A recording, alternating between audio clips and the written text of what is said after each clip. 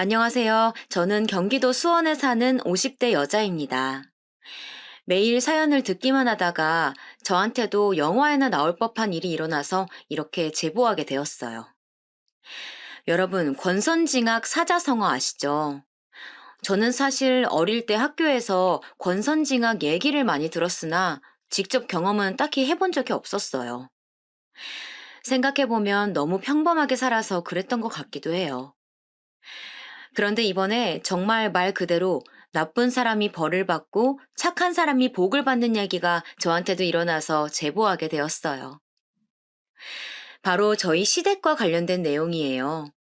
정확히는 아주버님 아내인 형님이요. 저는 사실 결혼할 때까지만 해도 이런 일이 일어날 줄 몰랐었거든요. 저는 그냥 남편과 대학에서 처음 만나서 연애하고 결혼했어요. 인생 첫 남자친구였고 남편도 제가 첫 여자친구였어요. 서로 신입생 동기로 만나서 그렇게 한 번도 헤어지지 않고 그대로 결혼하게 됐어요. 저는 어려서부터 정말 무던한 편이었어요. 정말 너무 평범하게 살아왔고 결혼도 그냥 정말 무탈하게 진행되었어요. 양가에서도 같은 대학이고 오래 사귀었으니 서로 마음에 들어 하셨고 남편도 저도 예민하지 않고 무난한 성격들이라 정말 평생 이렇게 재미없지만 고요하게 살아갈 줄 알았어요. 사실 제가 남편과 결혼을 결심하게 된 이유는 무심함 때문이에요. 제가 이런 얘기를 하면 제 친구들은 다정한 사람이 최고라고 하던데 저는 이상하게 남편의 무심함과 예민하지 않고 무던한 모습이 그렇게 좋더라고요.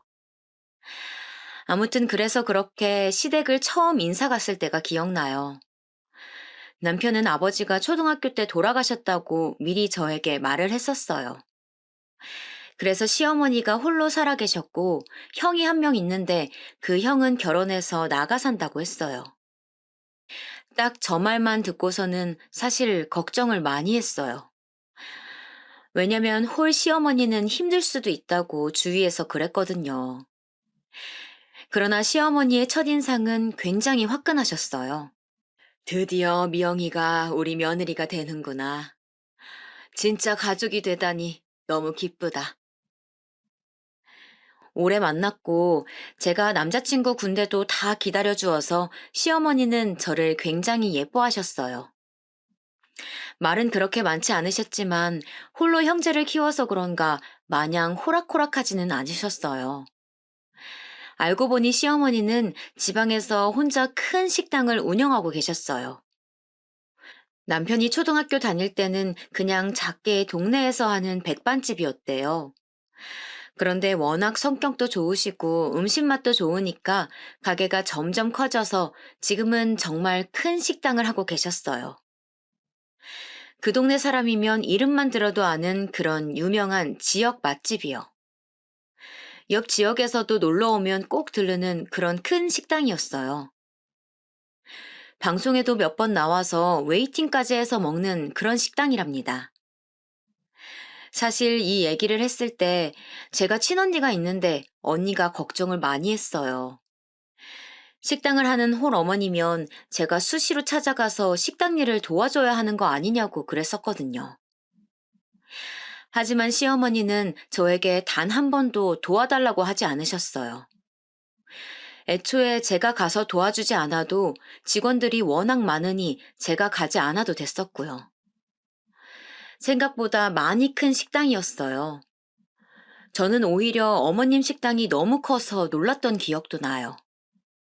남자친구가 전혀 티를 내지 않아서 몰랐었어요.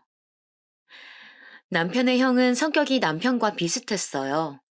무난했다는 말이에요. 형제가 둘 다 예민하지 않고 말도 많지 않았어요.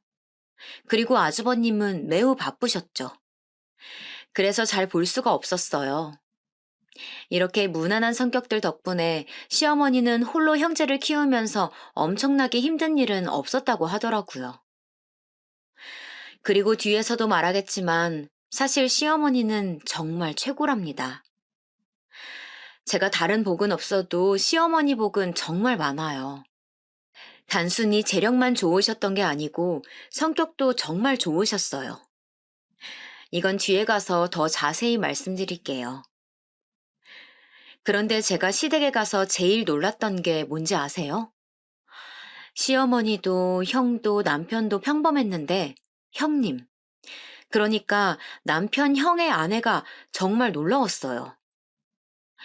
왜냐면 정말 제가 이제까지 봤던 사람 중에 제일 밝았어요. 저를 보자마자 어머, 동서될 분이세요? 정말 반가워요. 얼마나 제가 기다렸는지 몰라요. 하시면서 반겨주셨어요. 사실 이미 결혼한 친구들이 저한테 고부 관계보다 더 스트레스 받는 게 같은 며느리 관계라고 했었거든요. 그리고 언니도 저한테 형님이 이미 있다고 하니까 걱정했었어요. 제 성격에 당하고 살 수도 있다고 무슨 일 일어나면 자기한테 말하라고 했었죠. 그런데 저를 처음 보자마자 저렇게 반겨주셔서 저는 너무 행복했어요. 친언니한테도 자랑도 할 정도로요. 어머, 동서, 친언니가 있어요? 그럼 더 잘됐다. 언니처럼 편하게 대해줘요. 형님은 정말 텔레비전에 나오는 연예인들보다 성격이 밝더라고요. 저는 낯을 굉장히 많이 가리는 편이라 시댁 가족들에게 어떻게 다가가야 하나 정말 걱정이 많았어요. 하지만 어머니도 저를 따뜻하게 맞이해 주시고 형님도 저를 반겨주시니 결혼 초반에 굉장히 기분이 좋았어요. 남편한테 듣기론 형님은 그 지역 토박이래요. 그래서 남편 어머니의 식당이 커가는 것을 다 직접 보고 자랐다고 하더라고요. 아주버님과도 아주 어렸을 때부터 알던 사이였고요. 그래서 시댁에 갈 때 형님이 있을 때와 없을 때는 확실히 분위기가 달랐어요. 시어머니가 혼자 산다고 제가 말했잖아요. 형님은 혼자 사시는 시어머니에게 정말 거짓말 안 하고 이틀에 한 번씩은 찾아갔대요. 찾아갈 때마다 먹을 것도 사가고 가서 어머님 마시는 것도 많이 사드리고 그랬다고 하더라고요. 시어머니가 혼자 주택에 사셨었는데 주택 사시는 분들은 아시겠지만 관리를 엄청나게 해줘야 하잖아요. 손이 너무 많이 가서 힘든데 그런 사소하게 챙겨야 하는 것도 형님이 하셨대요. 게다가 여행도 둘이 다녔대요. 제주도 여행을 시어머니와 며느리 둘이 가는 게 가능한 건가요, 여러분? 심지어 그런 제안들은 다 형님 입에서 나왔다고 하더라고요. 그렇게 지극정성으로 챙기니 저는 슬슬 눈치가 보이기 시작했어요. 저희 시어머니 성격상 저한테 절대 뭐라 눈치 주시는 분은 아니세요. 그래도 제가 아무리 묻어내도 바보가 아니잖아요. 형님이 매번 저렇게 나서니까 나도 같은 며느리 입장에서 눈치가 보였어요. 그 누구도 저에게 너도 좀 챙기라고 말하지 않았지만 그냥 저렇게 행동하니까 슬슬 불편해지더라고요. 친구들한테 말하니 형님이 고단수라고 하던데 그때는 그 말이 뭔지도 몰랐어요. 언젠가 너무 신경 쓰여서 남편에게 말했던 적이 있어요.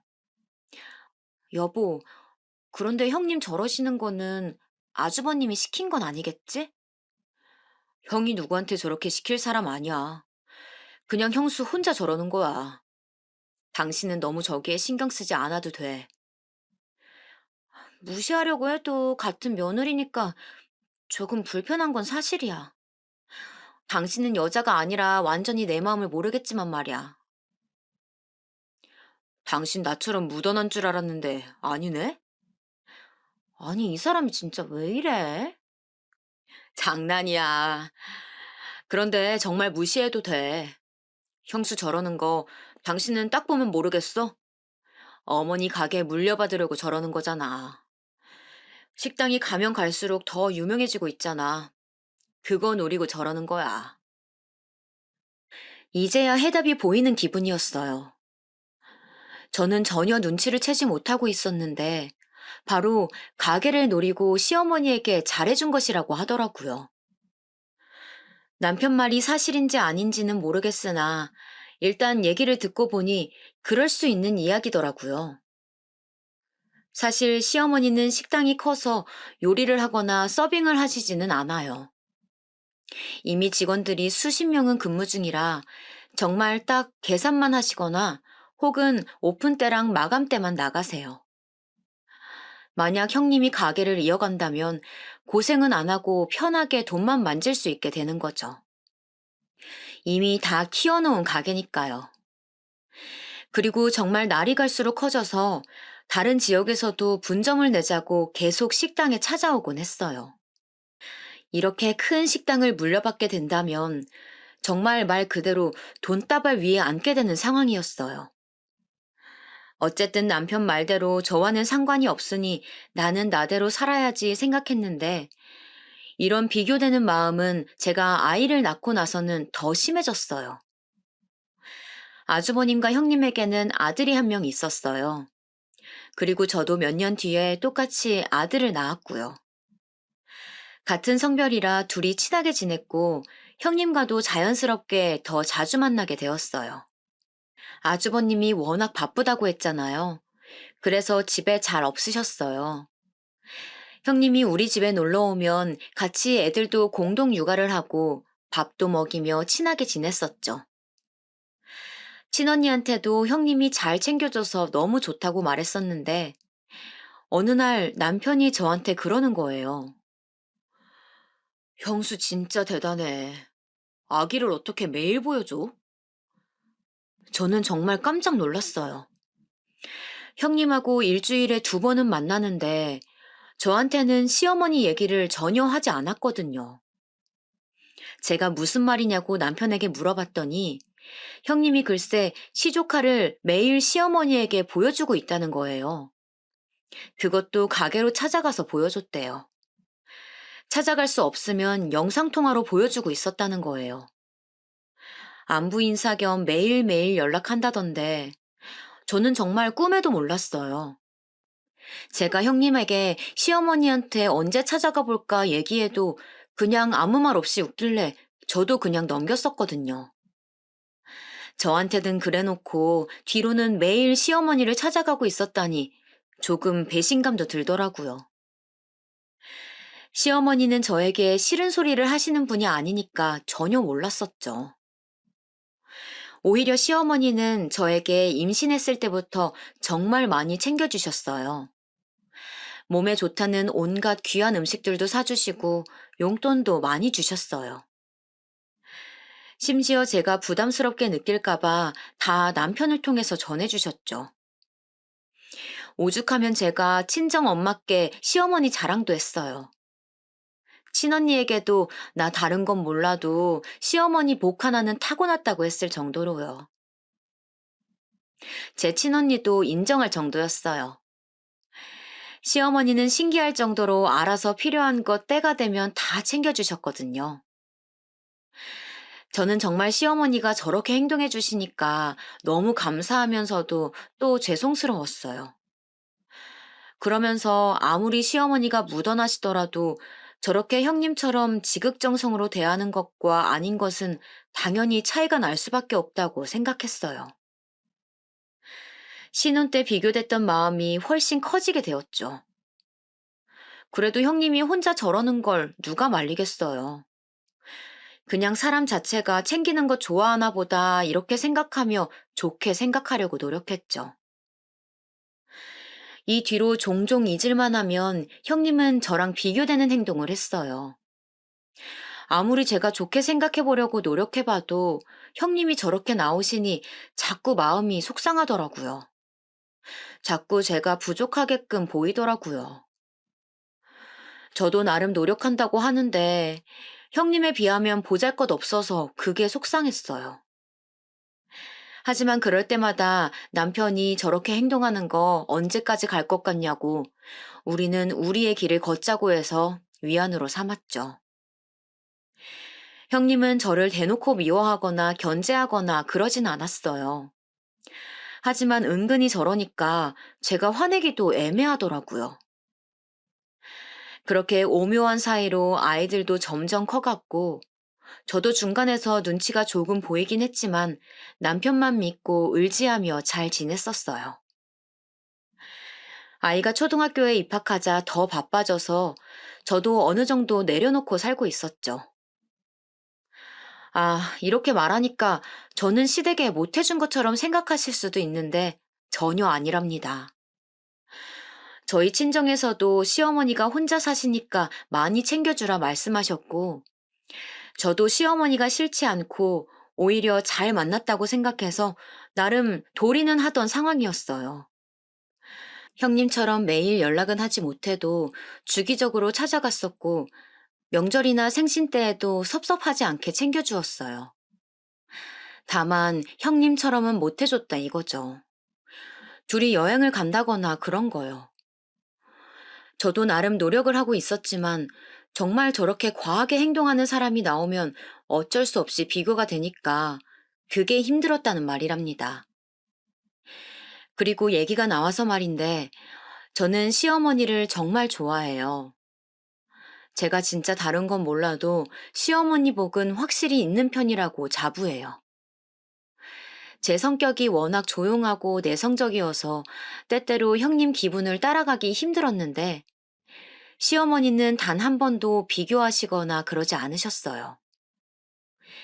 사실 당연히 사람이니까 자기한테 잘해주는 사람이 좋잖아요. 당장 제가 시어머니라고 생각해봐도 저는 저한테 잘하는 며느리가 더 예쁠 것 같거든요. 그런데도 시어머니는 저에게 내색 한 번 하신 적 없어요. 그래서 지금까지도 참 감사해요. 아무튼 그러던 어느 날 남편이 저녁 먹다가 얘기를 꺼냈어요. 형수가 어머니한테 식당 옆에 카페 하나 차리고 싶다고 했대. 갑자기 무슨 카페? 말 그대로 식당이 백반집이니까 옆에서 카페 차리면 서로 좋은 영향을 줄 수 있을 것 같다고 그랬다네. 어머니는 그거 듣고 당신이 돈 내주신다고 했나 봐. 아, 그래? 잘 됐네. 자기는 괜찮아? 뭐가? 형수한텐 카페 차려주는데 자기한테는 아무것도 없잖아. 나는 그냥 이렇게 사는 게 운명인가 보지 뭐. 제가 이렇게 얘기하자 남편은 크게 웃었어요. 저의 이런 점이 좋다나 뭐라나. 그런데 진심이었어요. 저는 어머님이 형님한테만 카페를 차려주셔도 아무렇지도 않았어요. 그리고 이미 시어머니는 저한테 충분히 잘해주셨어요. 여기서 오히려 더 바라는 게 민망해질 정도였어요. 그런데 어머님도 저한테 연락이 오더라고요. 아가, 만약 너도 카페 차리고 싶으면 언제든지 말해라. 카페가 아니어도 좋으니 뭐든 하고 싶은 거 있으면 말해. 저는 정말 괜찮아요, 어머님. 너는 애가 왜 이렇게 욕심도 없고 착하기만 하니? 저는 진짜 괜찮았는데 옆에서 오히려 난리가 나더라고요. 심지어 어머님 가게에 찾아가도 직원분들이 저를 보면 괜찮냐고 그러더라고요. 형님은 그렇게 신이 나서 카페를 열었어요. 저도 가서 몇 번 도와주었는데 형님이 종종 그러더라고요. 동서도 좀 몇 번 가서 얼굴 비추고 가게 하나 열어달라고 해. 저는 정말 그냥 이대로 평범하게 살고 싶은데 형님은 그게 아니었나 봐요. 심지어 카페를 열고 나서는 더 심해졌어요. 아예 붙어 있겠다. 틈만 나면 식당으로 가서 시어머니한테 갔다고 하더라고요. 어머님 식당이 정말 지역 명소가 되어서 주변에 카페와 식당들이 생기기 시작했는데 형님이 카페를 바로 옆에다 차리니 자연스럽게 매출도 많이 올랐어요. 또 같은 식구가 하는 거니까 단골분들도 많이 찾아주셨어요. 사실 저는 저 정도로 노력하면 식당 그냥 물려받았으면 좋겠더라고요. 형님은 카페를 열고 눈에 띄게 얼굴이 좋아졌어요. 하고 다니는 차림도 많이 달라졌고요. 사람이 여유가 생기니까 하고 다니는 행세가 많이 달라지더라고요. 저한테 형님은 가끔 흘러가는 말로 동서, 돈이 최고야. 이렇게 말했던 게 기억이 나요. 아무튼 그렇게 살고 있었는데 남편이 이번엔 시어머니가 형님 어머님한테도 가게 하나를 열어줬다고 하더라고요. 무슨 가게냐고 물어보니까 옷가게래요. 형님 친정이 여유롭지 않다는 것은 알고 있었어요. 저는 형님도 형님이지만 시어머니도 정말 대단하다는 생각이 들었어요. 며느리는 아들하고 같이 사니까 가게를 차려줄 수 있지만 사돈까지 챙기시다니 정말 대단하다는 생각만 들었어요. 형님도 정말 대단했어요. 저는 친정이 아무리 어려워도 대놓고 우리 친정 도와달라고 말 못할 것 같은데 형님은 시어머니한테 부탁도 잘하더라고요. 그뿐만이 아니었어요. 형님은 아이를 사립학교에 보내고 싶었나 봐요. 시어머니한테 부탁해서 아주 비싼 학교에 보냈어요. 어머님이 우리 아이도 저 학교에 보내라고 하셨지만 저는 그냥 평범하게 키우고 싶어서 거절했어요. 아이가 커가면서 형님의 사치도 점점 심해졌어요. 저는 그냥 아이는 아이답게 키우고 싶었거든요. 그런데 형님은 아니었나 봐요. 어디서 처음 듣는 브랜드의 옷을 입히고 어디 학원을 보내야 하고 그런 게 굉장히 심했었어요. 그럴 때마다 시어머니는 또 엄청나게 지원해 주셨죠. 그리고 시어머니의 식당처럼 형님의 카페도 장사를 잘하는지 많이 바빠졌어요. 제가 몇 번 찾아갈 때마다 직원들도 꽤 많이 보였어요. 카페 옆으로는 호프집이 있었어요. 젊은 남자 사장이 하는 곳이었는데 저와 남편도 종종 갔었던 기억이 나요. 분위기도 굉장히 좋아서 몇 번 찾아갔어요. 형님도 카페 바로 옆에 있는 가게니까 자주 가더라고요. 그래서 다 함께 일 끝나고 맥주도 마시고 그랬어요. 그렇게 카페 장사가 잘 되면 좋은 일이니까 저는 잘 됐다고 남편에게 말했어요. 그리고 형님은 제 생각보다 돈을 정말 많이 좋아하더라고요. 카페를 열고 장사가 조금 되자 대놓고 사치를 부리기 시작했어요. 차도 좋은 것으로 새로 바꾸고 집도 이사 가고 입고 다니는 옷도 바뀌었어요. 남편이 어느 날 저녁 먹다가 저에게 말하더라고요. 형수 돈 좋아하는 건 알겠는데 너무 노골적이라 보기 안 좋아. 그 말을 듣고 생각을 해봤어요. 형님이 아무리 카페가 잘 된다고 하더라도 하고 다니는 것은 그 이상이었거든요. 남편이 살짝 말해주기론 아주버님도 알고 계신다고 하더라고요. 물론 버는 만큼 쓰는 것은 중요하다고 생각해요. 하지만 그 정도가 심하게 지나치니까 보기 안 좋았어요. 심지어 어머님 식당에 가서도 주인 행세를 하기 시작했다고 해요. 그래도 어머님이 그 지역에서 몇십 년 동안 키워온 식당인데 좀 너무하다고 생각했어요. 어머님이 자기한테 카페도 차려주고 친정에도 옷가게를 차려주니까 완전 자기 세상이 된 거죠. 형님은 그것을 숨길 생각도 하지 않았어요. 오히려 자기가 돈이 많으니까 여기저기 자랑도 많이 했고요. 여행도 정말 많이 다니더라고요. 이상했던 건 그렇게 놀러 다니는데 아주버님하고 시조카는 같이 데리고 다니지 않는 거예요. 혼자 뭐가 그리 좋은지 잘 놀러 다니더라고요. 카페가 잘 되면서 시어머니를 찾아가는 것도 빈도가 많이 줄었다고 해요. 남편은 그걸 보고 저럴 줄 알았다고 이야기하더라고요. 시어머니는 내색조차 하지 않으셨고요. 그래서 시조카가 오히려 종종 우리 집에 와서 같이 밥도 먹곤 했어요. 제가 엄마는 어디 가셨냐고 물어봐도 시조카는 그때마다 모른다고 하더라고요. 도대체 뭘 하고 돌아다니길래 애도 방치하고 저러는 건지 의아했어요. 그렇게 노골적으로 잘하더니 이제 받을 만큼 받으니까 저러고 돌아다니는 건가 생각이 들었어요. 우리 가족만 그렇게 생각한 것은 아니더라고요. 제가 식당에 가서 일손을 도우려고 하면 오히려 단골 손님들이 저에게 말씀해 주셨어요. 둘째가 제대로 된 사람이지. 첫째 며느리는 이제 살판난 게 보여. 그럴 때마다 저는 그냥 웃기만 했어요. 그러면서 한편으로는 시어머니가 상처받지 않으셨으면 좋겠더라고요. 그러던 어느 날 아이가 학교에서 돌아와 간식을 먹이고 학원에 보내자마자 연락이 왔어요. 동서, 지금 어디야? 큰일 났어. 어머니가 갑자기 쓰러지셨어. 빨리 병원으로 와. 주소 문자로 보내줄게. 형님의 전화였어요. 어머니가 쓰러지셨다길래 너무 놀라서 일단 남편에게 전화로 상황 설명을 했고 바로 병원으로 달려갔어요. 도대체 이게 무슨 일인가 너무 놀랐어요. 정말 손이 덜덜 떨려오더라고요. 설마 돌아가시는 건 아니겠지 생각하며 마음 졸였죠. 택시를 타고 불이 나게 달려간 병원에는 형님 혼자 있었어요.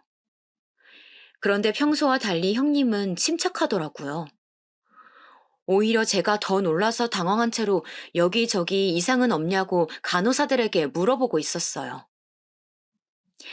1인실로 옮기고 겨우 진정하고 있는데 의사 말을 들어보니 원인은 아직 모르겠으나 일단 깨어날 때까지 기다려달라고 하더라고요. 검사 결과를 보니 막 엄청나게 몸에 이상은 없지만 깨어날 때까지 옆에서 간호는 필수라고 말을 하길래 알겠다고 했어요. 바로 남편에게 전화를 걸어 상황 설명을 하고 병실로 들어왔는데 형님이 저한테 말을 하는 거예요. 형님은 확실히 평소와는 달랐어요. 저는 정말 다른 사람인 줄 알았어요. 동서, 나는 어머님 간호 절대 못해. 정말 죽어도 못해. 동서가 좀 했으면 좋겠어. 내가 500만 원 줄게. 그걸로 간호 부탁해? 내가 그동안 어머니한테 잘했던 거 알지? 이제 동서가 좀 노력해봐. 저는 저 말을 듣자마자 너무 당황스러워서 아무 말도 하지 못하고 형님만 바라보고 있었어요. 내가 그동안 얼마나 고생했는데. 노인네 매일 찾아가고 옆에서 가게 하면서 챙기고 둘이 여행 가느라 얼마나 스트레스 받았었는데. 아휴, 잘 됐다. 설마 동서, 어디서 본 건 있어가지고 유류분 주장할 거 아니지? 사람이 그렇게 살면 안 돼. 어머님 식당이 생각보다 정말 매출이 좋더라. 얼마나 돈이 되겠어. 그동안 고생했던 거 보상받을 생각하니까 너무 좋다, 동서. 도대체 언제 가시나 했더니 이제 가시네. 제가 알던 형님이 맞나 싶어서 정말 아무 말도 하지 못하고 있었어요. 이제까지 그렇게 시어머니를 챙긴 사람이 맞나 싶었어요. 정말 지극정성으로 챙기더니 막상 시어머니가 쓰러지니까 저렇게 나오는 거예요. 제 남편 말대로 정말 재산을 노리고 행동한 게 맞았어요. 동시에 정말 괘씸한 마음이 들었어요. 시어머니가 형님에게 해준 게 얼만데 저러는 건지 정말 너무하다고 생각했어요. 시어머니가 받기만 한 것은 아니잖아요. 형님한테 카페도 차려주고, 아니 심지어 형님 친정 가게까지도 차려줬는데 어떻게 저럴 수가 있죠? 그리고 시어머니는 며느리들에게 정말 잘해주셨어요. 제가 생각할 때는 오히려 아들들보다 며느리들에게 더 잘해주셨던 것 같아요. 단순히 물질적으로만 지원해준 것도 아니고, 저는 살면서 제사나 명절 때문에 스트레스 받았던 적 한 번도 없었어요. 항상 시어머니는 귀찮은 거 절대 시키지 않으셨거든요. 오히려 저희에게 힘든 거 있으면 말하라고 하셨죠. 그리고 시어머니는 저희 친정에도 정말 잘해주셨거든요. 형님 친정에 가게 차려주시면서 저에게도 넌지시 물으셨어요. 물론 저는 괜찮다며 거절했지만 시어머니는 한 달에 한 번은 저희 친정에 선물을 보내셨어요. 이 외에도 제가 현실적인 고민으로 힘들어할 때 정말 많은 도움을 주셨어요. 저는 물론 남편이 좋아서 결혼한 거지만 시어머니와 가족이 되어 즐거웠어요. 정말 저에게 시어머니는 그런 존재였어요. 제 친구들도 저희 시어머니 같은 분 없다고 하셨거든요. 그런데 시어머니한테 그렇게 받을 거 다 받아놓고 저러면 안 되지 않나요? 저는 또 할 말은 제대로 하는 성격이라 바로 형님에게 말했어요. 형님, 그건 아닌 것 같아요. 어머님 간호야 제가 할 수 있지만 그런 식으로 말씀하시면 안 되죠. 뭐야, 이제 와서 착한 척해? 왜 이래? 그동안 나만 가게 열어서 배 아팠구나? 그러니까 이번에 잘하라는 거야. 조언해주는 건데 왜 그래? 진짜 인간이 어떻게 저럴 수 있나요? 아주버님과 남편도 병원에 도착해서 들어왔어요. 무슨 일이냐고 묻길래 의사가 말한 대로 원인은 모르겠으나 눈 뜨실 때까지 일단 기다려야 된다고 말했어요. 다행히 몸에 긴급한 병이 있는 것은 아니니 안심하라고도 말했죠. 저는 형님이 저렇게 말했다는 것을 남편에게 말할지 말지 정말 고민이 많았어요. 하지만 확실했던 것은 저런 소리를 들어버린 이상 시어머니 간호는 제가 해야겠다고 생각했어요. 일단 남자들을 돌려보내고 제가 형님에게 말했어요. 형님, 돈 안 주셔도 돼요. 어머님 간호는 제가 할 테니까 가서 일 보세요. 동서, 이래놓고 나중에 딴소리 하면 안 돼. 알지? 저는 재산 필요 없어요. 식당 물려받을 일도 없고요. 정말 궁금하시면 남편한테 가서 물어보세요.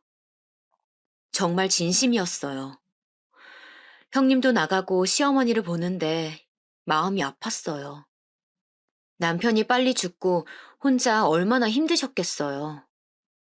작은 백반 가게에서 저렇게 지역 맛집이 될 때까지 얼마나 고생하셨을까요?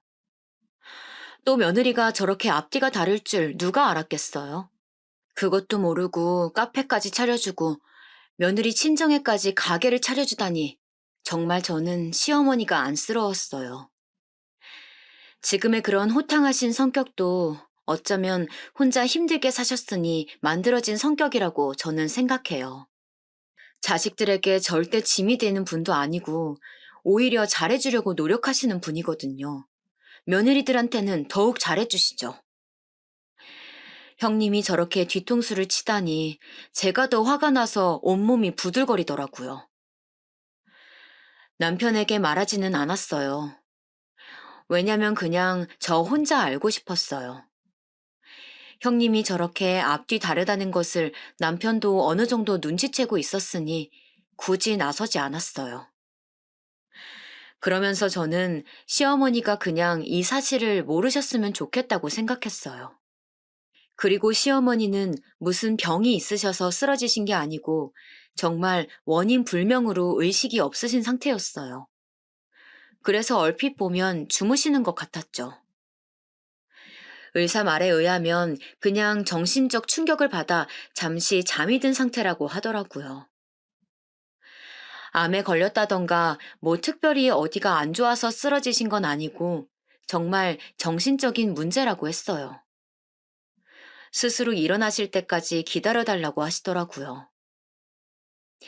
그래서 간호는 딱히 힘들지는 않았어요.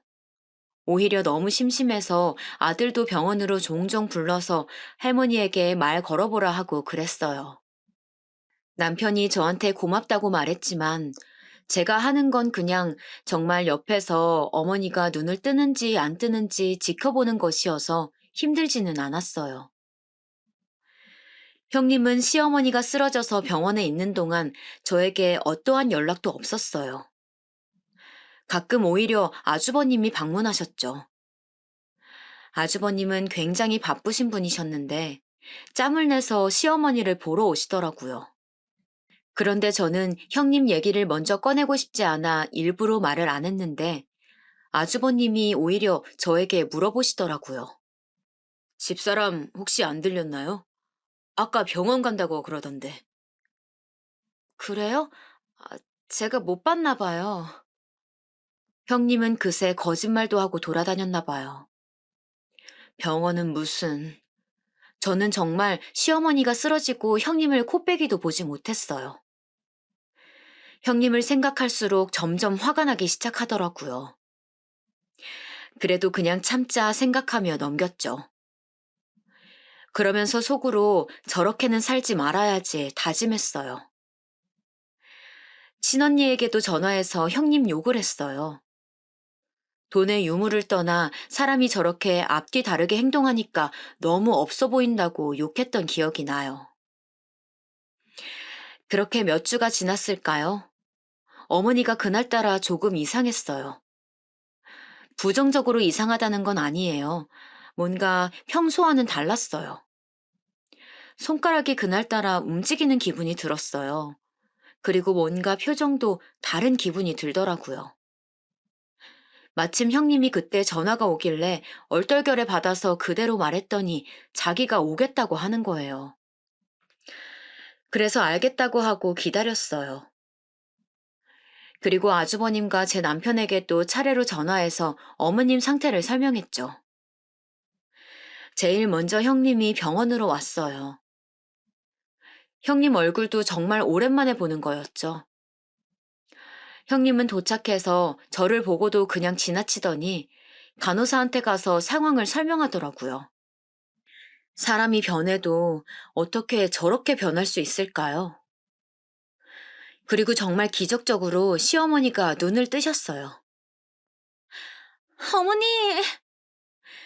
형님은 거의 오열하기 시작했어요. 어머님, 제가 얼마나 걱정했는지 아세요? 시어머니의 이불을 부여잡고 형님은 그동안 자기가 걱정하느라 너무 속상했다. 가게 일이 손에 잡히지 않더라 등등 말을 하기 시작했어요. 반면 시어머니는 평온하셨어요. 저는 형님 보고 진정하라고 하고 일으켜 세웠어요. 시어머니가 깨어났으니 간호사와 의사들이 들어왔어요. 몇 가지 물어보고 이상이 있는지 건강 상태를 확인하기 시작했어요. 정말 다행히 시어머니는 건강에 치명적인 이상이 있던 것은 아니었어요. 의사는 오늘 하루 지켜보고 내일 퇴원해도 좋다고 그랬죠. 특별히 나쁜 점은 보이지 않았다고 말했어요. 저는 정말 걱정을 많이 했었는데 다행이라고 생각했어요. 어머님, 그동안 정말 너무 걱정 많았어요. 제가 진짜 밥도 안 넘어가더라고요. 형님이 옆에서 또 걱정을 많이 했다고 말했어요. 그만해라, 듣기 싫다. 그 순간 시어머니가 소리를 지르셨어요. 저는 시어머니가 저렇게 소리 지르시는 것을 처음 봤어요. 그리고 듣기 싫다니 이게 무슨 일인가 싶어 시어머니를 쳐다봤죠. 사실 너무 놀랐어요. 눈 뜨시자마자 저러실 줄은 몰랐거든요. 네가 내 걱정을 해? 그런 사람이 둘째한테 돈 줄 테니까 간호를 시켜? 뭐? 그동안 고생? 내가 그때 다 듣고 있었어. 세상에, 알고 보니 시어머니는 쓰러지셔서 병원에 실려오셨을 때 다 듣고 계셨다는 거예요. 그런데 여러분, 더 충격적인 말은 뒤에 나오는 말이었어요. 카페랑 사돈댁한테 마련해준 가게도 다 빼라. 명의는 내 명의니까 그냥 내가 다 처분해야겠어. 어머님, 갑자기 왜 이러세요? 갑자기? 내가 너 호프집 사장하고 바람난 거 모를 줄 알아? 그 소리에 옆에서 듣던 제가 더 놀랐어요. 바람이라니, 그것도 호프집 사장하고? 형님은 망부석처럼 굳어서 아무 말도 하지 않았어요. 내가 너네 같이 아파트 들어가는 것 보고 놀라서 쓰러졌는데 손바닥으로 하늘을 가려. 정말 어떻게 이럴 수가 있어? 내가 정말 분통이 터져서 살 수가 없어! 그 순간 아주버님과 남편도 병실에 들어왔어요. 시어머니는 아들들을 보자 눈물을 흘리셨어요. 아이고, 불쌍한 내 아들. 어떡하니 정말. 아주버님과 남편은 이유를 모르니 영문을 모르겠다는 표정이었어요. 어쩌다 저런 여우 같은 여자한테 걸렸어. 돈 좋아하는 건 알고 있었는데 바람이 나다니 정말 이게 무슨 일이니? 그냥 돈만 좋아하는 거면 누가 뭐라고 하니? 세상에 호프집 사장하고 바람이 났단다. 시어머니는 저희가 다 같이 있는 곳에서 형님이 불륜했다고 말씀하셨어요. 아주버님은 정말 모르고 계셨는지 형님에게 묻더라고요. 형님은 처음에는 절대 아니라고 했어요. 무슨 소리냐고 자기는 너무 당황스럽다고 하더라고요. 어머님, 어떻게 저한테 그러세요? 제가 이제까지 어머님한테 잘했던 거 어머님이 더 잘하시지 않으세요? 갑자기 불륜이라뇨. 네가 옆가게 사장이랑 여기저기 다닌 거 내가 모를 줄 알아? 내가 한두 번 그런 소리 들은 게 아니야. 네. 알고 보니 형님은 옆 호프집 가게 사장과 바람이 났더라고요. 시어머니 가게가 워낙 지역에서 유명했다고 했잖아요. 그러다 보니 지역 어디를 가도 시어머니를 알고 계셨어요. 그 가게에 매일 드나드는 형님도 당연히 사람들이 알고 있었고요. 그런데 겁도 없이 바로 옆 가게 사장하고 바람이 났던 거였어요. 게다가 형님이 그 지역 토박이라 형님도 모르는 사람이 없었는데요. 당연히 손님분들이 여기저기서 목격하고 그걸 시어머니한테 전했던 거예요. 형님은 인정하지 않았어요. 오히려 증거 있냐고 막 울면서 소리를 지르기 시작했어요. 그러자 시어머니는 말씀하셨죠. 내가 두 눈으로 똑똑히 봤다니까? 니네 같은 아파트 들어가는 거. 나중에 알고 보니까 지역 주민들이 형님과 옆 가게 사장이 둘이 붙어 다니는 것을 보고 사진을 찍어 시어머니에게 보냈더라고요. 식당이 워낙 오래되다 보니 단골 손님도 매우 많았거든요. 형님은 카페로 번 돈으로 두 집 살림을 하고 있었다고 해요. 정말 간도 크게 같은 지역 안에서 아파트를 새로 얻어 살고 있었다고 하네요. 그걸 본 사람이 한둘도 아니고요. 워낙 어머님이 식당도 크게 하셨고 형님은 바로 옆에서 카페를 운영하고 있었으니 당연히 사람들 눈에 띄었던 것 같아요. 게다가 불륜남도 바로 옆 가게에서 호프집을 운영하고 있으니 식당을 몇 번만 왔어도 알아차리고도 남을 사실이었어요. 바람도 정말 통 크게 하고 있더라고요. 알고 보니 형님은 혼자 여행을 다녔던 게 아니었어요. 불륜남과 여행을 다녔더라고요. 어쩐지 이제야 시조카가 왜 혼자 있었는지 알게 되었어요. 다 알고 나니까 모든 퍼즐이 맞춰지기 시작했죠. 이걸 옆에서 사람들이 보다 못해서 작정하고 시어머니에게 알렸다고 하더라고요. 나중에 이렇게 발뺌할까봐 사진도 몇 장이나 찍어놨다고 하더라고요. 아니, 사실 사진까지 갈 필요도 없이 그 아파트에 들어가기만 해도 발각될 사실이었어요. 그 소리를 듣고 시어머니도 긴가민가해서 직접 아파트로 갔고 거기서 형님과 호프집 사장을 보았다고 해요. 충격을 받은 시어머니는 그대로 쓰러지셨죠. 시어머니는 안 그래도 불륜 사실을 알고 충격을 받으셔서 쓰러지셨는데 간호도 못하겠다는 소리를 듣고 일어나지를 못하셨다고 하셨어요. 그러면서 저한테 고맙다고 하시더라고요. 누워 계셨지만 정신이 완전히 나간 것은 아니었다고 하더라고요. 중간에 제가 어머님께 뭐라고 말한 것도 기억하시고 제가 아들을 데려와서 할머니한테 인사하라고 한 것도 기억하셨어요. 그것도 모르고 형님은 오히려 좋다고 더 불륜남과 돌아다녔나 봐요. 그렇게 형님은 증거와 증인들이 너무나 많았고 바로 아주버님은 이혼 소송을 하셨어요. 그동안 그럼 병원에 간다고 하고 호프집 사장이랑 놀러 다닌 거냐고 소리 지르셨죠. 아주버님은 배신감이 장난이 아닌 것 같았어요. 남편도 옆에서 너무 놀랐는지 굳어 있더라고요. 재산을 노리고 저랬던 것은 알고 있었지만 불륜이라는 거는 정말 상상도 못했어요. 남편도 그냥 형수가 정신 나간 줄 알았지 저렇게 불륜하며 돌아다닐 거라고는 상상하지 못했다고 했어요. 나중에 다 알고 나서야 가지가지 한다고 형수 욕을 했죠. 또 이 좁은 지역에서 간도 크다고 생각했죠. 같은 동네 살면 사실 한 달이 건너면 다 아는 사이잖아요. 카페와 형님 친정에 구해준 가게는 애초에 어머님 명의였다고 하더라고요.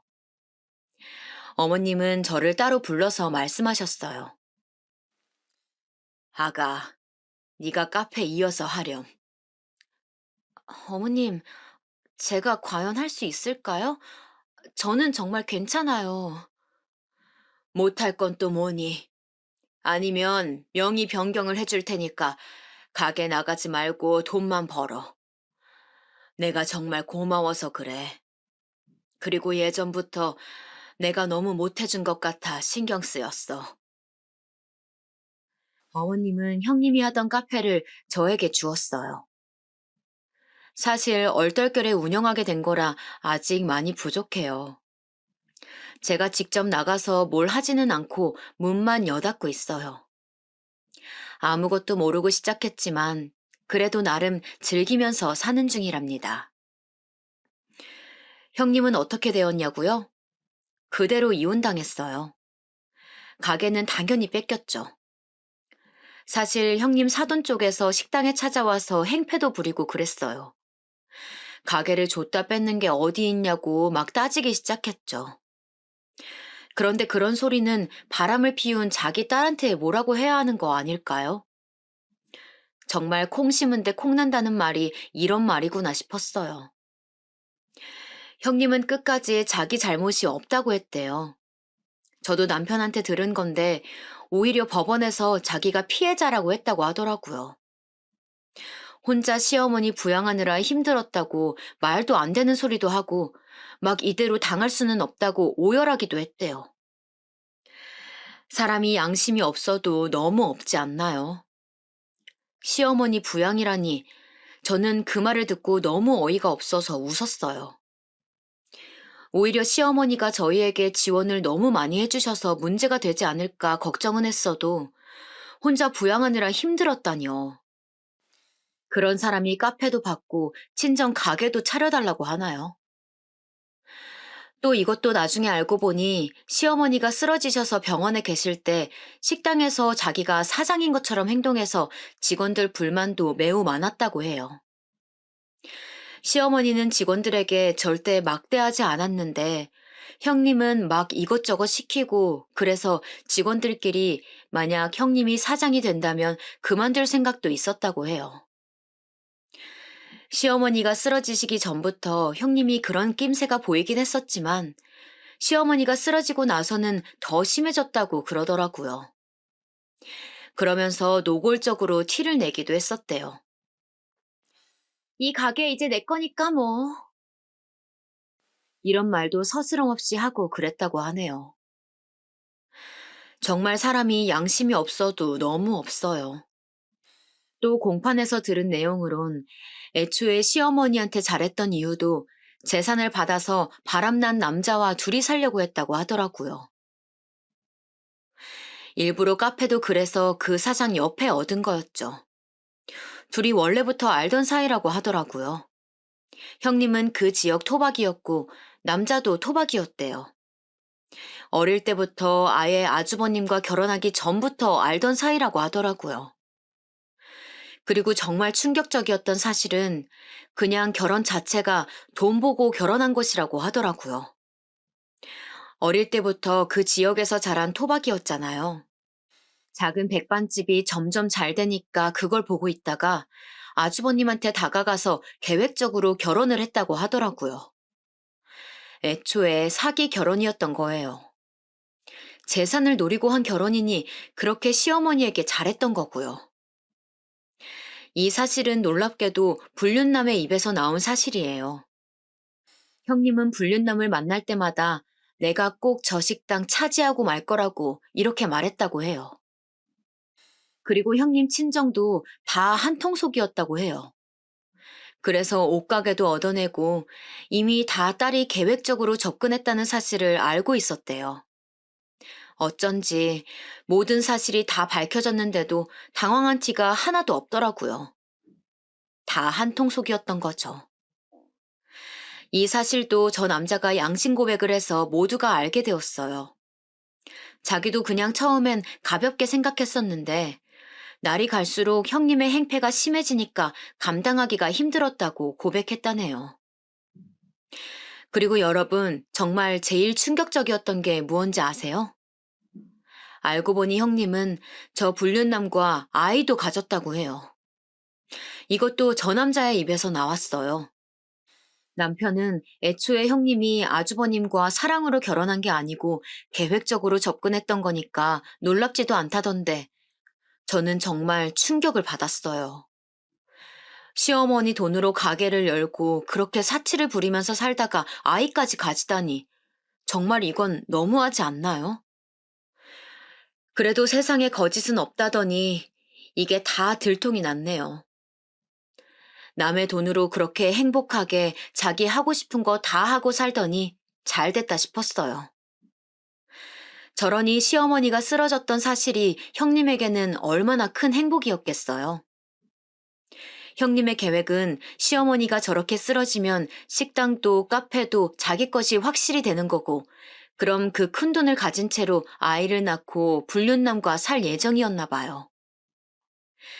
재산을 받고 이혼하고 싶었기 때문에 그때를 기다린 것 같았어요.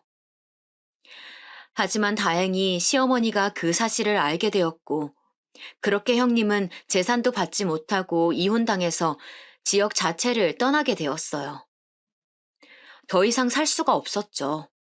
어디를 가도 다 아는 사람들이었으니까요. 이 사건 이후로 저도 한동안은 돌아다니면서 질문을 받느라 너무 힘들었어요. 그래도 저는 당당하니까 잘 돌아다녔죠. 하지만 어딜 가도 우리 집 얘기가 나오니 힘들긴 했어요. 제가 힘들어하니까 오히려 시어머니는 저를 위로하셨어요. 아가, 다 무시하렴. 정말 저희 시어머니 대인배 아닌가요? 그리고 형님은 저 불륜남과도 관계가 아예 끝났다고 해요. 그렇게 요란하게 불륜하더니 나중엔 서로를 탓하며 공방에서 싸웠다고 하더라고요. 지금은 형님이 어디서 뭘 하고 사는지 모르겠어요. 애초에 궁금하지도 않지만 정말 흔적도 없이 사라졌어요. 아이를 낳았는지 말았는지도 몰라요. 아주버님도 저희 볼 면목이 없다고 식당은 남편 보고 받으라고 했다고 하더라고요. 사실 아주버님은 충격을 많이 받으셨어요. 결혼 자체가 계획적이었다는 것을 알게 되었으니 당연히 그럴 것 같아요. 아무리 아주버님이 묻어나셔도 사기 결혼은 충격이니까요. 그래서 남편과 아주버님을 일부러 많이 찾아갔어요. 사람을 좀 만나야 나아질 것 같아서요. 아주버님은 초반에는 아주 정신이 아프셨는데 점점 나아지셨어요. 오히려 시어머님보다 아주버님이 충격을 많이 받으셨죠. 하긴 저라도 남편이 저와의 결혼 목적이 돈 때문이라고 하면 정말 충격받을 것 같아요. 물론 제 친정은 부자가 아니지만요. 아, 시조카는 당연히 아주버님이 키우고 있어요. 이것도 나중에 들은 사실인데 형님은 아이에게도 신경을 안 썼다고 하더라고요. 저는 정말 몰랐는데 시조카의 입에서 나온 사실은 정말 충격적이었어요. 알고 보니 형님 정말 나쁜 사람이더라고요. 형님은 시어머니에게 아이를 보여줄 때만 예뻐했대요. 만약 시댁에 가지 않는 날에는 밥도 제대로 차려주지 않았다고 해요. 배고프다고 하면 알아서 먹으라고 했대요. 학교도 그 좋은 고급 사립학교에 가고 싶지 않았는데 안 가겠다고 하면 소리를 지르고 나가라고 하니 어쩔 수 없이 갔다고 그러더라고요. 그리고 시어머니가 쓰러져서 병원에 계실 때도 형님은 살판나서 불륜남과 노느라 아이는 챙기지 않았다고 하네요. 아주버님이 매우 바빠서 집에 잘 못 들어가셨는데 시조카는 그럴 때마다 혼자 집에 있었다고 해요. 기본적으로 밥도 잘 챙겨주지 않았대요. 이 소리를 듣는데 시조카도 너무 안쓰러웠어요. 시조카는 오히려 엄마가 이제 같이 살지 않고 아빠와 할머니랑 살게 됐다고 듣자 눈에 띌 정도로 좋아했어요. 시어머니는 시조카의 얘기를 듣자마자 바로 당신 집으로 데려가셨죠. 어머님이 손주들에게 정말 잘해주셨거든요. 시조카한테도 잘해주셨지만 저희 아이에게도 최고였어요. 저희 아이도 할머니 보러 가자고 하면 정말 좋아해요. 아주버님도 처음엔 모르셨다가 나중에 시조카의 얘기를 듣고서는 그만 힘들어 하셨어요. 저런 이상한 여자 때문에 힘들어하는 것은 시간 낭비라고 하시더라고요. 이 사건을 겪으면서 저는 정말 그냥 착하게 사는 게 최고라고 느끼게 되었어요. 그리고 거짓말은 결국 들통난다는 사실도 다시 한번 깨닫게 되었고요. 그 뒤로도 시어머니는 저에게 틈만 나면 잘해주려고 노력하셨어요. 제가 친언니가 있다고 했잖아요. 언니와 함께 운영하라고 요즘 유행하는 대형 카페도 따로 차려주셨어요. 그렇게 저는 얼떨결에 카페 2개를 운영하게 되었네요. 제가 분명 자신 없다고 거절했었는데 그냥 뭐 하지 말고 그럼 통장으로 들어오는 돈이나 세라고 그러시더라고요.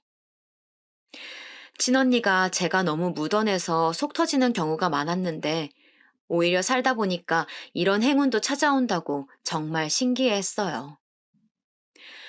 저는 정말 가만히 있다가 요즘 예상치 못한 돈벌이에 신이 나요.